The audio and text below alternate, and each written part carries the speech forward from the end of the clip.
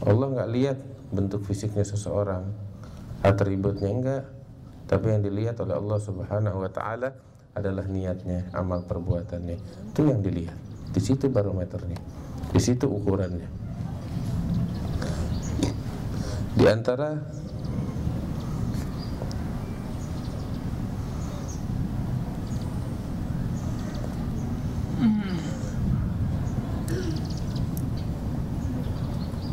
adabnya mereka, kaum solihin sebelum kita, mereka itu ghaddul basar an fudulin nazar, tutup mata ya dari pandangan-pandangan yang nggak perlu.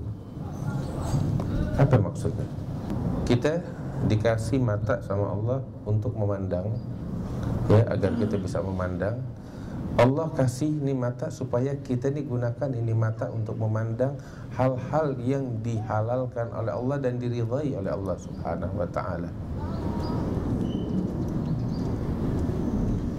Contoh, ada orang matanya buram, nggak awas. Ya, saya nggak tega lihat dia ini nggak bisa lihat benar. Saya beliin kacamata yang bagus, ukurannya udah pas, kasih bakal dia. Saya kasih tuh kacamata bakal dia untuk apa?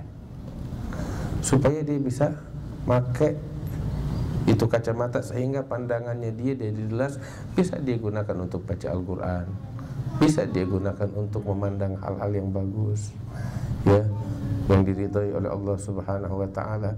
Kira-kira ya, saya seneng nggak kalau kacamata yang saya kasih dipakai sama nih orang bakal nonton film porno? Enggak kan? Enggak pantas. Saya juga kesal, dia juga pun malu, iya kan? Dipakai nih kacamata bakal mata jelalatan ngeliatin hal-hal yang diharamkan oleh Allah. Ya, dia malu ceritanya sama saya pun bakal marah, iya kan? Dipakai nih kacamata bakal ngintipin orang, saya pun bakal marah. Ya gue tahu gitu gue nggak bakal kasih lo, ya kan? Mendingan lo buram aja terus kalau kayak begini, kita bakal marah, ya. Atau nih kacamata dikasih nggak dipakai, hah? Bakal apa? Ya bakal ganjel pintu. Ini dia nggak bisa tempatin pemberian ini di tempatnya. Kacamata dikasih bukan bakal ganjel pintu, tapi dikasih bakal apa namanya? Bakal dipakai, bakal memandang. Demikian halnya nih mata yang Allah kasih bakal kita. Allah kasih bakal apa? Cari tahu, tanya di dalam Al-Quran. Allah kasih nih mata bakal kita mandang apa? Bakal kita memandang hal-hal yang baik, yang diridhai oleh Allah Subhanahu wa taala. Kita baca Al-Quran, baca ilmu pengetahuan, baca kitab, untuk melihat wajah orang-orang saleh, untuk melihat wajah orang tua kita, untuk memandang kaum mukminin dengan pandangan kasih sayang. Iya kan? Allah kasih. Kalau kita ngomong begini nih sama orang yang ngasih mata kacamata bakal kita, ini aneh pakai bakal lihat orang mukmin dengan pandangan kasih sayang. Allah, aneh ngasihnya tuh kacamata senang. Wah, manfaat juga. Kita pakai ini mata untuk memandang orang-orang yang maksiat dengan pandangan iba dan kasih sayang. Allah ditulis pahala. Ini cara memandang yang benar begini. Dipakai nih kacamata bakal ibadah, atau bakal memandang ini dia keindahan ciptaan Allah, ya kan? Dan merenungkan betapa agungnya ciptaan Allah yang menandakan kepada kita betapa agungnya penciptanya. Itu kita gunakan nih kacamata yang dikasih atau pandangan yang Allah kasih bakal kita dengan begitu.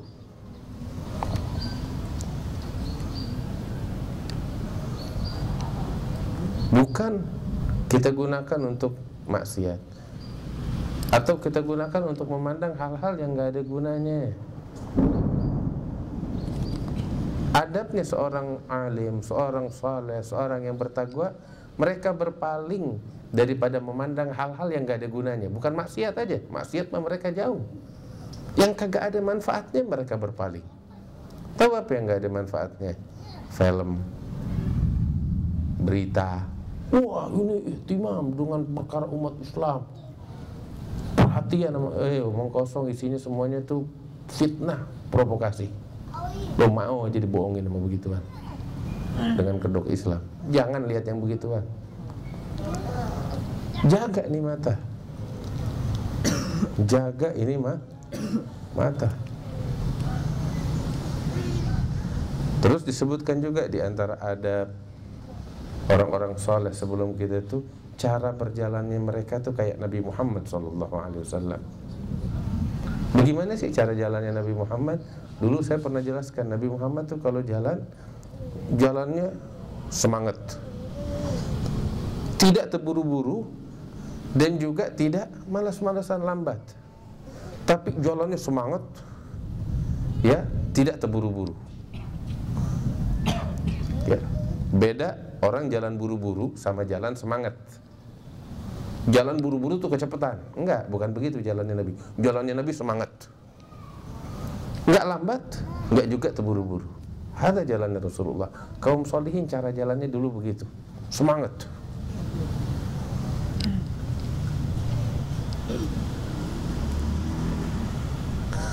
Terus tahu apa?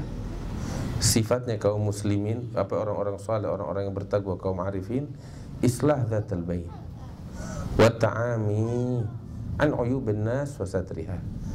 Akhlaknya mereka tuh demen ngedamein antara kaum muslimin satu sama lain. Itu kerjaannya mereka, nggak ada lagi lain. Kerjaannya orang-orang soleh sebelum kita itu dia ngedamein orang yang berselisih, bukan memprovokasi, bikin ribut, bikin rusuh, bukan itu. Nggak peduli siapapun yang ada di hadapannya, mau penguasa, mau pemimpin, mau pejabat, mau orang tukang maksiat, mau muslim, mau kafir. Tugasnya kaum solihin kita ini dari dulu sampai sekarang mendamaikan setiap pihak. Anda mau tanya, ya, terlepas dari ini semua, kita nih enaknya hidup damai apa hidup ribut? Damai. Orang gila yang lebih memilih hidup ribut, rusuh dibanding hidup damai. Agama apa itu yang ngajak orang hidup ribut dibanding hidup damai? Agama yang macam bagaimana? Wallahi hanya orang yang nggak punya akal yang menganut agama macam begini. Agama aneh ini, lebih memilih keributan, kerusuhan dibanding kedamaian. Dari mana itu? Heran kita. Kita kalau lihat orang-orang tua kita dari dulu sampai sekarang,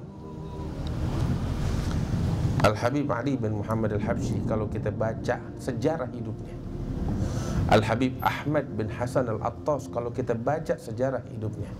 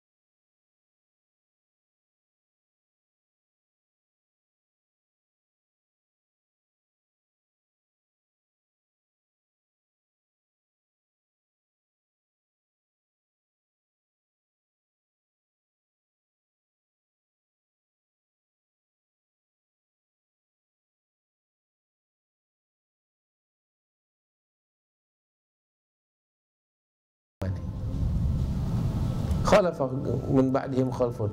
Allah bilang datang setelah mereka kaum adha'us shalah wattaba'us syahwat fakana ya fasawfa yalqawna ghayya. Katanya Allah menyimpang dari ajaran Allah, pas menatasnamakan ajaran Allah. Dari mana kita bingung? Para pendakwah kita di sini nih, Habib Ali Kuitang, Habib Salim Jindan, Habib Ali bin Hussein, siapa lagi? Sebut semuanya nama-nama ini. Para wali-wali semua. Dari mana itu? Adanya mereka ngedamaiin. Habib Utsman bin Yahya, mufti Betawi yang kita semuanya bangga dengan dia. Lihat bagaimana mendamaikan bahkan antara peribu.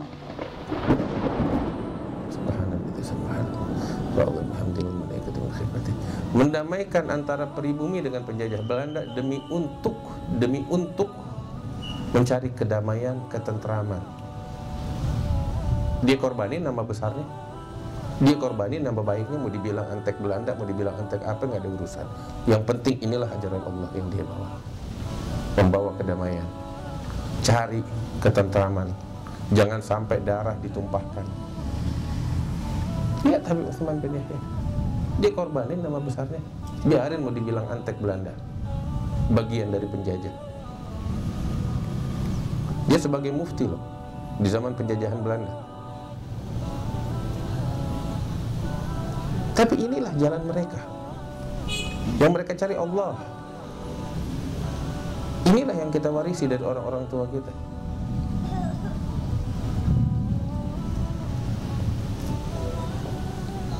Islah dzatul bain, ngedamaiin orang.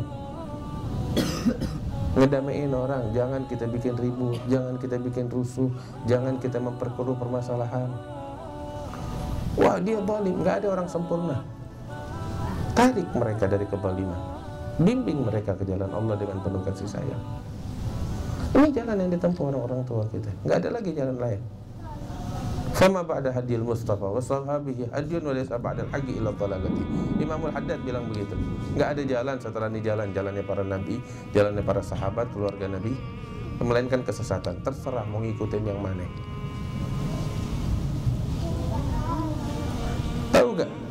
Selain mendamaikan kelompok yang bertikai, orang-orang tua kita, para aulia, para sholihin, tahu mereka bagaimana?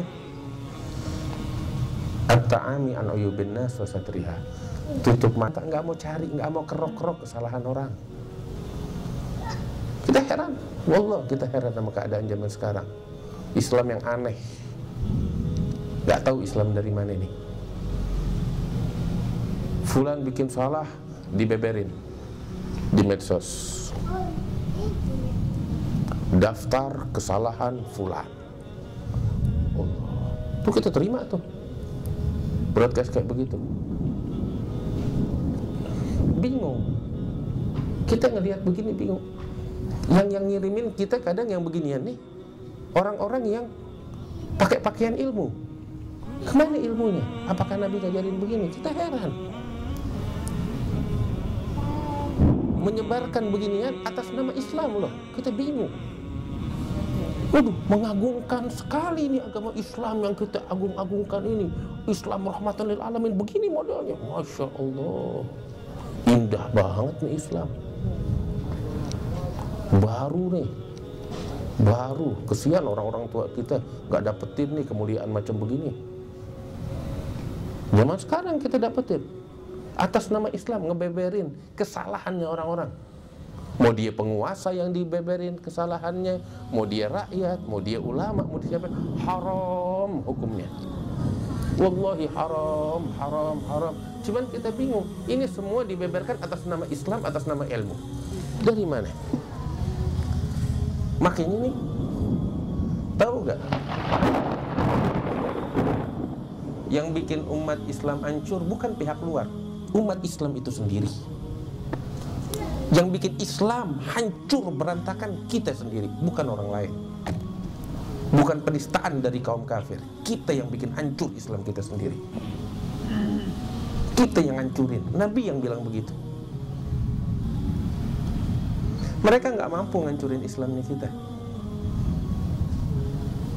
Kalau bukan lewat tangan-tangan kita sendiri.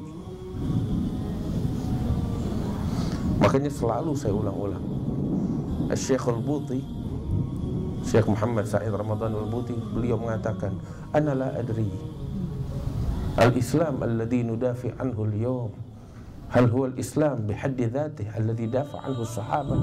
Saya nggak tahu ini Islam yang kita bela saat ini apakah Islam yang sama yang dulu dibela sama sahabat. Ana nggak tahu, atau cuma namanya doang sama tapi hakikatnya beda. Dan itulah kenyataannya, memang beda. Allah, syuf, nih kita baca. Bukan saya yang ngomong, tapi ini Al-Imam Sya'rani yang ngomong apa adanya. Sifatnya para aulia, para ulama lain dari gini pengakuan siluman, palsu. Dia bilang sifatnya para aulia at-ta'ami an uyubin nas wa satriha, tutup mata dan berusaha nutupin.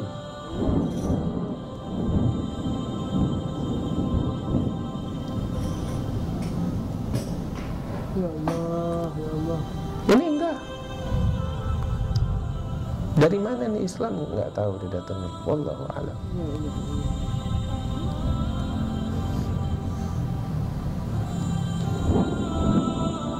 Tahu apa? Gara-gara dunia yang udah ngegeragotin hati orang Islam sehingga mereka menghalalkan segala cara dan mengatasnamakan Islam. Gara-gara kekuasaan dan politik yang dikatakan sama orang-orang tua kita, as-siyasah khasasah. Siasah itu politik, ibaratnya seperti kotoran, najasah, najis. Ini dia. Gara-gara urusan politik, lihat, ini ajaran Allah, kita orang Islam yang menistakannya.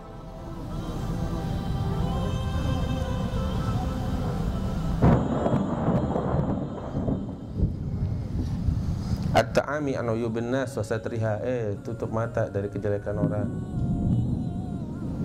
Tutupin, jangan kita beberkan.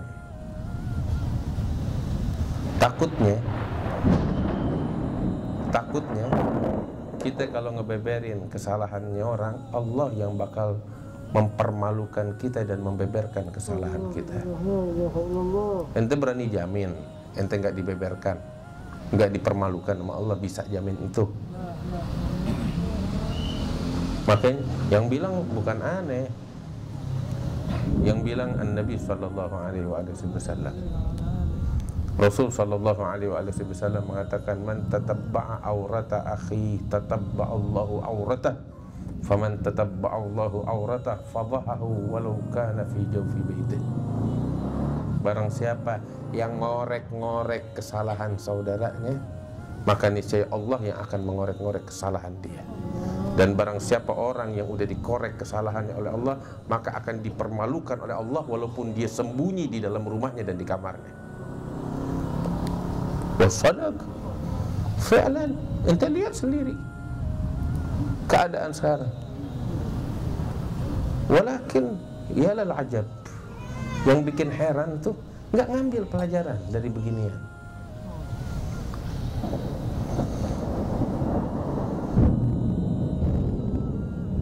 Tahu kayak apa? Ya, ada orang jahat di zaman tabi'in, penguasa yang zalim namanya Hajjaj bin Yusuf Al-Thaqafi.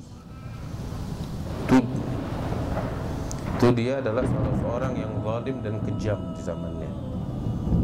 Kejam dan zalim. Lawannya dia itu para sahabat. Ya, sampai itu demi kekuasaan dihalalkan segala cara. Di antaranya itu ada satu sahabat musuhnya dia, namanya Abdullah ibn Zubair.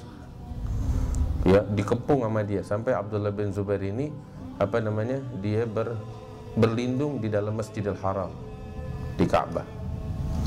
Ini Hajjaj bin Yusuf nggak peduli. Apa yang dia lakukan? Dia lempar meriam tuh ke arah Masjidil Haram. Sampai itu bagian dari Ka'bah hancur, kena meriam. Apa yang terjadi tahu? Petir nyamber tuh meriam.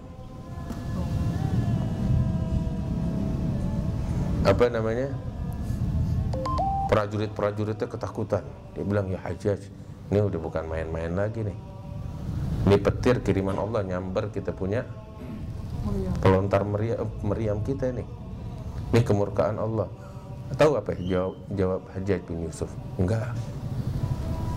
Jangan pedulikan itu. Wah, ini kemurkaan Allah, jangan pedulikan. Itu dukungan dari Allah. Oh, bagaimana? Dulu umat terdahulu, kalau mereka itu mendapatkan rampasan perang, mereka taruh di tanah lapang. Kalau kena petir, berarti jihad mereka diterima oleh Allah. Kita juga begitu. Oh, gitu ya. Kayak pas kayak zaman sekarang. Pelajaran-pelajaran dari Allah bakal kita ini, teguran-teguran Allah, kita putar balikan jadi kayak begitu. Wah, ini dukungan Allah, ini pembelaan dari omong kosong semua ini. Sama kayak kerjaannya Hajjaj bin Yusuf Al-Thaqafi. Dia putar balikan hukuman-hukuman Allah seakan-akan jadi dukungan bakal dia, demi untuk kepentingan politik. Ente lihat nih, bala musibah nimpa kita dari mana? Hukuman Allah bakal kita bawa kotoran ke masjidnya kita. Cuman kita nggak mau ngambil pelajaran dari itu. Kita nggak mau berkaca kepada kaum solihin sebelum kita, orang-orang yang udah mencapai ridha Allah. Itu dia, at-ta'ami anu yubennas, tutup mata dari aibnya orang, tutupin kesalahan orang, bagusin. Ada yang jelek, dibagusin, dibimbing untuk jadi bagus, bukan melampiaskan dendam. Itu bukan ajaran Islam, melampiaskan dendam. Dari mana kita bingung? Orang Barat nggak sampai begini banget, kita orang Islam di Timur sampai begini. Pakai nama Islam bingung kita. Apa yang bagus dari Islam yang bisa kita tawarkan sama Barat supaya mereka masuk Islam? Kagak ada. Wallah, keadaan kita memalukan saat ini. Kalau kita nggak perbaikin, jangan berharap kita keadaan bakal lebih bagus, bakal hancur keadaan kita kalau kita nggak mau memperbaikin diri kita.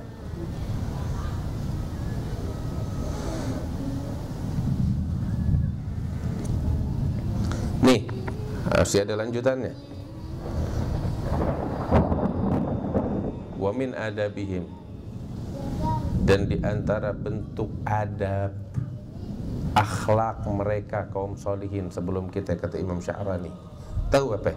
Ada musabbul wula wa injaru.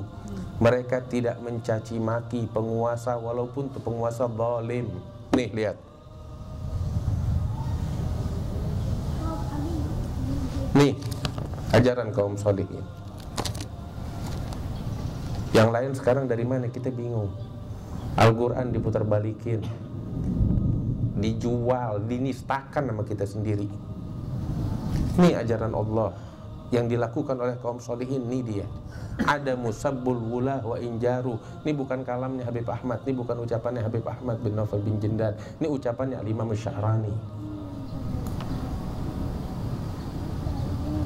Ini ucapan beliau yang mewakili seluruh para aulia, para solihin, seluruh para ulama. Ini beliau sampaikan, ada musabbul wula wa injaru. Sifat mereka para aulia solihin, mereka nggak caci maki para pejabat, penguasa-penguasa yang zalim, enggak. Yang mereka lakukan memberikan nasihat dan bimbingan dengan cara yang terbaik.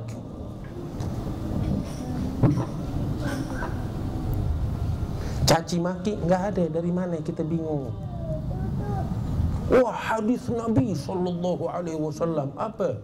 Afdhalul jihad kalimatu haqqin 'inda sultanin jair. Sebaik-baiknya jihad adalah ucapan yang hak 'inda sultanin jair, di hadapan sultan penguasa yang zalim. Itu hadisnya Nabi. Masya Allah. Tanya sama dia, itu periwayatnya siapa? Dia nggak tahu. Belajar hadis dulu yang benar. Satu. Yang kedua, tahu gak? Ada orang di benaknya kosong, dengar hadis Nabi Muhammad, dia terima dengan sebaik-baiknya dan dia sampaikan, dia jalankan. itu baru benar. Ada orang di benaknya udah punya banyak yang mau dia lakukan, dapat hadis Nabi dicocok-cocokkan sama apa yang ada di benaknya, dia jalanin apa yang di benaknya, bertumpu dengan hadis yang dia paksakan untuk ngikutin apa yang ada di benaknya. Ini orang zaman sekarang begitu. Jadi dia giring hadisnya Nabi demi untuk nafsunya dia. Ini orang zaman sekarang. Ente kalau baca tuh hadis bener, beda jauh sama kelakuan orang kita zaman sekarang. Tahu gak Nabi bilang apa? Afdalul jihad kalimatu haq. Tahu gak artinya kalimatu haq itu apa? Ucapan benar, yang hak, yang jujur. Bukan ucapan pelampiasan dendam. Bukan. Pelampiasan dendam itu bukan kalimatu haq. Tahu gak kalimatu haq itu apa? Ucapan yang hak, kebenaran, bukan cacian, makian. Dari mana, sejak kapan cacian, makian menjadi kalimatu haq? Sejak kapan? Sejak kapan? Bingung kita. Wallah, nih yang sekarang nih hadisnya Nabi ini nih diperkosa sama dia, sama orang-orang zaman kita sekarang. Ini penistaan terhadap nusus syariah. Tahu kalimatu haq itu apa? Kebenaran, walaupun merugikan kita ya pembawanya. Kejujuran di dalam menyampaikan yang hak itu kalimatu haq. Bukan yang nguntungin kita sampein, yang gak nguntungin kita sembunyiin. Ada khianah, ada kecurangan terhadap nusus syariah. Terus Nabi bilang apa? Kalimatu haq. Di mana? Untuk siapa? Inda sultanin jair, penguasa yang zalim. Tapi nyampeinnya bagaimana? Nabi jelasin di situ. Pakai demo enggak? Nabi enggak bilang pakai demo. Apa yang Nabi bilang? Kalimat indah. Belajar enggak bahasa Arab? Kalimat indah itu kalimat dalam. Kalau Nabi bilang amamah, di depannya. Ente boleh berdiri depan gerbang istana ngomong. Tapi Nabi nggak bilang amamah sultan jair, tapi Nabi bilang indah. Tahu nggak arti indah? Indah, bahasa Indonesia pun nggak bisa menerjemahkannya dengan akurat. Dalam bahasa Indonesia kalimat indah diterjemahkan di sisi. Tapi penerjemahan yang sebenarnya nggak seakurat bahasa Arabnya. Di sisi namanya bijanib, di samping, di sisi. Itu bahasa Indonesianya kalimat di sisi, bahasa Arabnya penerjemahannya bijanib. Nabi nggak bilang bijanib, tapi indah. Indah itu mengartikan sesuatu yang sangat dekat hingga hampir menyatu. Nah, Nabi bilang jihad yang paling afdol itu bagaimana? Ucapan yang hak, indah. Tahu kalimat indah? Bukan cuma sekedar dekat, saking dekatnya sudah hampir menyatu, makanya disampaikan oleh Nabi dengan kalimat indah kepada sultan yang zalim. Ana mau tanya, yang sekarang nih yang kita lihat di medsos, itu indah apa bukan?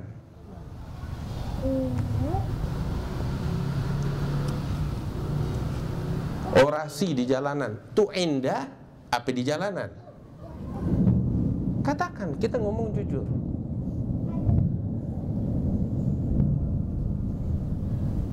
Kalimat indah bukan seperti itu. Oh, ucapan kita nggak sampai ke dia orang. Kalau nggak sampai, Nabi nggak maksain itu untuk datang ke sono. Ketika ada penghalang, kalau sampai di sini, ente bilang ya Rab, kemampuan Anda sampai di sini. Untuk sampai kepada Sultan Jair, untuk menyampaikan kalimat hak dengan apa yang Nabi atur, yaitu indah, saya belum mampu. Dihalangi. Ya khalas, la yukallifullahu nafsan illa usaha. Sebab kalau ente mau memaksakan, kita mau memaksakan, tapi kita melanggar aturan yang dibuat oleh Nabi, yang ada bukan maslahah yang akan dapat ke kita, balik ke kita, tapi adanya jadi bumerang yang menghancurkan kita. Dan inilah yang kita dapat sekarang. Saya kasih contoh. Di zaman Orde Baru, zamannya Soeharto, mantan presiden Bapak Soeharto, kita semuanya tahu zaman itu zaman keras. Semua yang menyatakan kebenaran mungkin nggak pulang ke rumahnya, ngilang udah. Iya kan? Zaman keras. Allah nggak maksakan kita untuk lebih dari itu. Tapi lihat, saya dapat contoh yang sangat berarti dari kakek kami. Tahu siapa? Al-Habib Muhammad bin Ali bin Abdurrahman Al-Habsyi Kuitang. Dia korbankan nama besarnya, dia korbankan nama baiknya dia demi untuk kalimat indah, demi untuk kalimat indah. Tadi saya jelaskan indah, saking dekatnya sampai hampir menyatu. Dia korbankan nama baiknya untuk menjadi orang kepercayaannya Soeharto. Dicaci, dimaki, ini Habib partai, ini Habib Golkar, ini Habib ini Habib Antek, dibilang kutu loncat. Tapi dia nggak peduli itu semua demi untuk tahu apa? Menyampaikan ajaran Nabi kepada penguasa yang zalim dengan aturan yang diingatkan oleh Nabi, indah. Indah. Sampai jadi orang kepercayaannya Soeharto. Soeharto pergi haji, dia yang dampingin, dia yang bimbing. Kezaliman-kezaliman yang akan dilakukan, Habib Muhammad sendiri yang ngeredam. Dengan berkata apa? Aturan Allah dijalankan. Ketika menyampaikan kalimat yang hak kepada penguasa yang zalim, pakai kalimat indah, katanya Rasul. Kebenaran sampai ke telinganya. Oh, dia nggak dengar. Emangnya hidayat di tangan ente? Ente nggak dikasih hidayat sama Allah sehingga ente bisa berikan ke orang lain? Lah, tugas ente nyampaikan dengan aturan yang Nabi buat. Nggak lebih dari itu. Hidayat bukan di tangan kita. Didengar nggak didengar bukan urusan kita, tapi urusannya Allah. Ini yang pengen saya ingatkan. Mudah-mudahan Allah bimbing kita.